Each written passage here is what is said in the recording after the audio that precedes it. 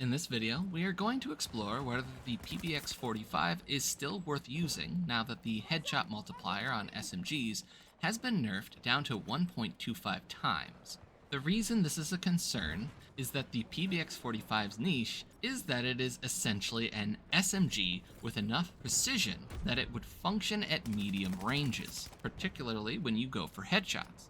It is sort of the inverse hybrid role that the new assault rifle, the AM40, has. First, let's look at sim.gg. At the moment, sim.gg unfortunately has yet to update its stats to Season 2. However, the data found here is still a good starting point, as DICE have not mentioned whether the PBX-45 in particular has been nerfed or buffed with the Season 2 rollout. Its only competitor within the SMG category for medium range is the PP-29, primarily because of its damage, which generally beats out the PBX-45 comparing ammo type to ammo type. However, the PBX still wins out because it has significantly less upwards recoil while also firing at a faster RPM, and most of its other stats relevant for longer range are similar enough to ignore. A deeper dive is outside of the scope of this video. But what about the new assault rifle, the AM40?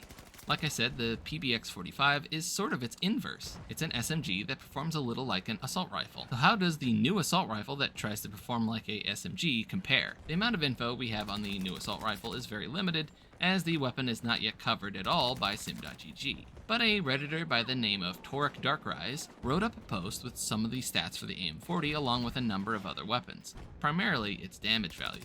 If you're interested in the details, there is a link to the post in the description. Looking the damage stats over with consideration to its RPM, the AM40 would only be a slightly faster killer at longer ranges when compared to the build I suggest for the PBX-45. And with all of the AM40's problems due to bugs, the PBX-45 ends up being a lot more statistically strong. It's important to note that there is still a bug affecting the new weapons, including the AM40, where they currently get the 1.25 times headshot multiplier, just like the SMGs got. It has been confirmed this will get patched, however, and presumably the weapon will receive the new assault rifle multiplier of 2.15 times. If this is indeed the case, the AM40 will eventually likely be a far more effective weapon at middle range. But as of now, the PBX-45 almost matches it here.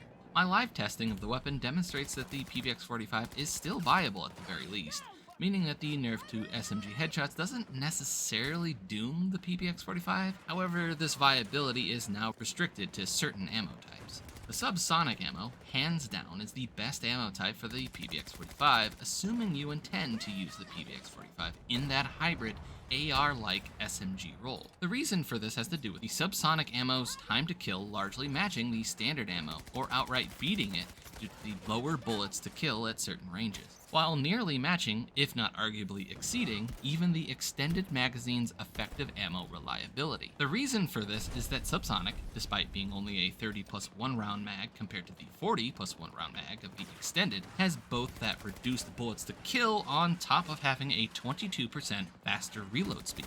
Even if you aren't using a suppressor, a major factor in the PBX-45's viability is using these subsonic magazines. That your shots are less visible to the enemy is just the cherry on top. The only real drawback is the slower bullet velocity, but this is something you can learn to compensate for. And the lower RPM is made up sufficiently by the damage over range increases. The CQC mags remain the better option for actual SMG hipfire combat while using the PBX, but for the mid-range flexibility the PBX-45 utilizes, be sure to stick to subsonic as much as possible, and only switch to standard extended when you run out of subsonic ammo. A core detailed set of suggestions for the PBX-45 is also outside the scope of this video. I wanted to try something different from my usual long-form guides. In particular, I've noticed that long-form guides aren't suitable to a game that is currently undergoing active updates, and it was perhaps a tad arrogant of me to think that I could keep up and be holistic. Medium-length guides are something I'll still do here and there, but obviously if I want to produce stuff that is of any actual use for an actively updated game,